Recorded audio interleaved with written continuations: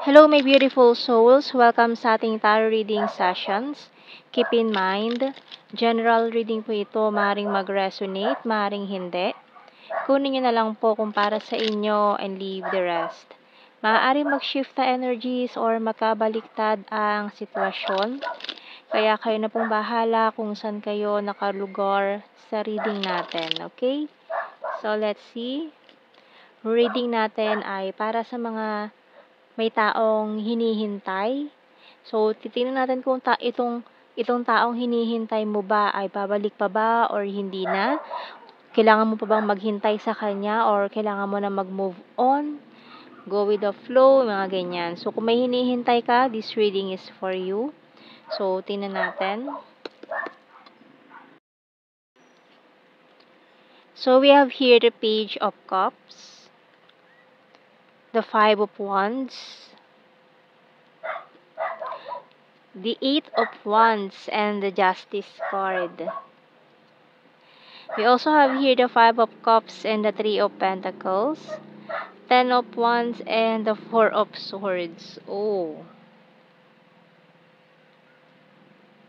Bottom card natin, Nine of Pentacles. Okay, so itong taong hinihintay mo na mag-reach out or itong taong hinihintay mo na bumalik sa buhay mo ay may mga pinagdadaanan din siya, no? Parang hindi naman niya ginusto na lumayo sa'yo or hindi lang umaayon yung sitwasyon sa inyong dalawa nung mga panahon na nagkaroon kayo ng separation nitong taong to. Mabigat sa kanya itong mga nangyari. With this Five of Cups natin dito, Ten of Wands, may mga responsibilidad siya na kailangan niyang unahin kaysa piliin ka nung mga panahong yun. Mabigat para sa kanya yung naging desisyon niya. Parang ayaw niya naman talagang bitawan ka, pero no mga panahong yun ang the best option para sa kanya. Hindi niya ginusto pero wala siyang magawa no mga panahong yun. Dahil sa responsibilidad na nakaatang sa kanyang balikat, parang pikit mata niyang ginawa na nabitawan ka, iwasan ka. Pero hindi talaga yun ang gusto niyang mangyari, no? So, tingnan pa natin. Medyo, itong reading na to. Parehas kayo nasa process ng healing eh. Parehas kayo nasaktan sa separation na to. So, yung mga conflicts na nangyari, parang nanghinayang din siya. Alaki ng panghihinayang nitong taong ito. Pero sa nakikita ko dito ngayon, itong taong to wala namang other person involved. So, kung meron man naging third party, kung may naging third party man sa nangyari, parang wala na sila ng taong yun. Tingnan natin message ng Archangel. Wow. It's Relationship Harmony by Archangel Raguel. We angels are opening the hearts of everyone involved. Arguments and conflicts are being resolved now. Wow. So, may malakas din tayong energy dito na maaaring itong connection na to, twin flame journey pala, na in separation kayo ng twin flame mo. Na itong mga naging conflicts ninyo sa nakaraan, itong mga naging naging dahilan kung bakit nagkaroon kayo ng separation. Itong mga conflicts na ito, itong mga arguments na nangyari, ay ngayon unti-unti na nare-resolbahan. Kaya parang nagkakaroon ng change of hearts. So, kung ibinitawan ka niya before, malaki ang posibilidad na itong taong to ay babalik pa. Hindi ko pinapaasa ang mga viewers natin dito sa reading na to, pero yun ang malaking posibilidad na nakikita ko dito. So, maaaring kung hindi to para sa'yo, hindi para sa'yo. So, kunin mo na lang yung mga signs na hinihintay mo dito sa reading natin. So, tingnan natin sa mga signs and symbol cards. So, once na matapos itong mga healing process na to, maaaring kung nag-heal na kayo parehas, mukhang magkakaroon ng second chance for this connection. So, tingnan pa natin. Pero ngayon kasi, ang focus nitong taong to is their work. hindi nila kayang bitawan ang trabahong yun para piliin ka. So, kung maaari kasing ang naging third party trabaho, for some of you, pwedeng family or parents or kung lalo na kung breadwinner tong taong to. Or pwede naman third party. Ayan, marami kasing pwedeng maging dahilan kung bakit it's a kasi priority eh. Noong mga panahong yun, yung number one priority niya ang pinili niya over you. So, hindi niya ginusto na bitawan ka. Open book.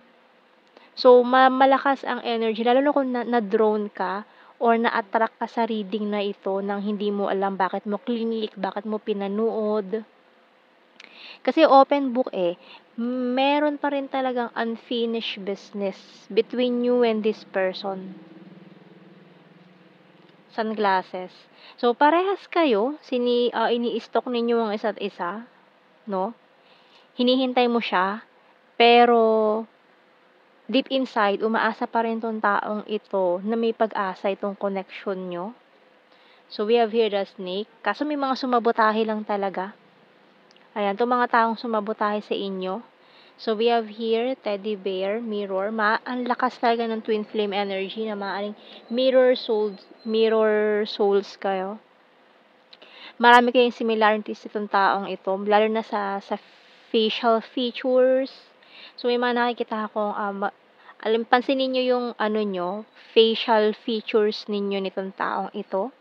Lalo na sa inyong mata, hairline, parehas kayo.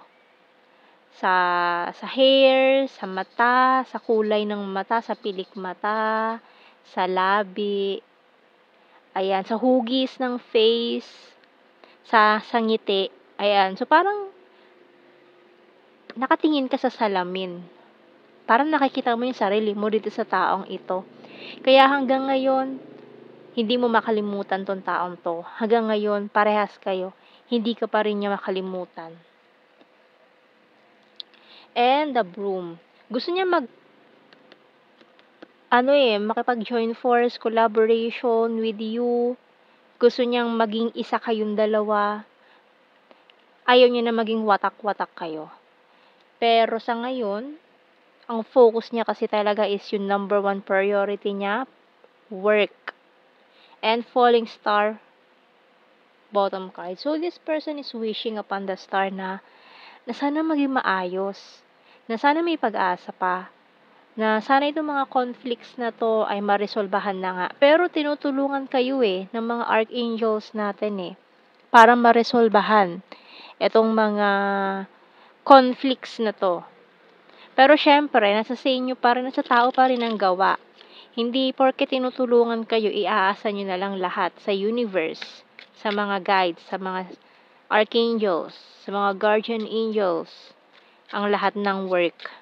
Syempre, parehas kayo, dapat magbigay kayo ng effort para dito sa connection na to. Kung talagang parehas kayo na willing na isalba itong connection na to. So, tingnan natin. Sa ating tarot messages, oracle cards. So, nakakapanghinayang yung mga ganitong connection, yung mga ganitong, nakakapanghinayang yan. So, tingnan natin. It hurts so badly. So, parehas kayo nasasaktan. Nasasaktan pa rin kayo parehas sa mga nangyari. You excite me, pero yung pag-asa, may konting pag-asa pa rin sa kanya na nakakapagpa-excite sa kanya na sana balang araw, maayos pa rin ang sitwasyon, pwede pa rin kayo magtagpong dalawa. You're so sexy. You're my inspiration, pero yan, ginagawa kanya inspiration sa lahat, lalo na sa work niya na nakakapagod, very tiring, pero tinitingnan kanya, pinagmamasdan kanya, mga post mo sa social media, nakakapagpagaan yun ng kalooban niya. Talking to you telepathically. So, hindi kanya makausap Kaya ginagawa niya, this person is sending you telepathic messages na hoping, sana, nare-receive mo, nararamdaman mo yung mga messages niya sa'yo. I will fight for you. So, may ano siya, may pag-aano siya na ipaglaban 'to, keeping tabs on you. So, talagang hindi ka pa rin niya nakakalimutan. Although iniisip mo siguro na nakalimutan ka na nitong taong 'to, pero hindi. This person is still keeping tabs on you. It's a disaster. Pero sa ngayon talaga wala siyang magawa kasi chaos pa yung nangyayari. Unti-unti niya pang binubuo pa yung sarili niya. Kasi paano nga naman siya lapit sa'yo kung sarili niya mismo is in this state pa ng disaster. So, kailangan niya munang ayusin yung mga bagay-bagay na nasira. So, we have here feeling left out in the cold. So, for some of you, mukhang may umiwas na lang bigla ng ghost, natakot kasi hindi alam ang gagawin. So, tingnan pa natin mga messages natin dito. It was my fault, but I blamed you. I left when I saw you with someone. So, may someone nga in the picture na maaaring pinili. So, mukhang kung sino man yung pinili dito, yun ang convenient para sa kanya.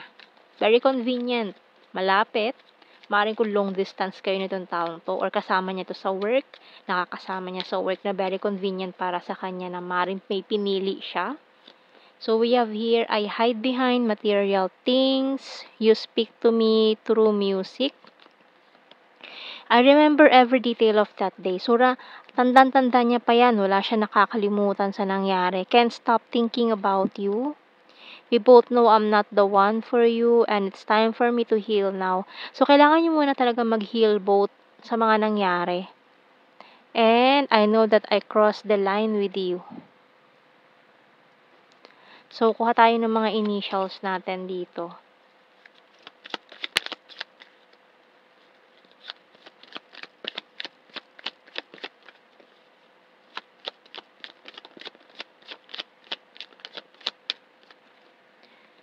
Letter V, J, G, F, I, D, L, Y. Letter A, O, X. Letter E, S ang ating bottom card. So, let's see sa ating blue card, we have here obsession. So, may mga obsession pa rin, maaring obsessively thinking.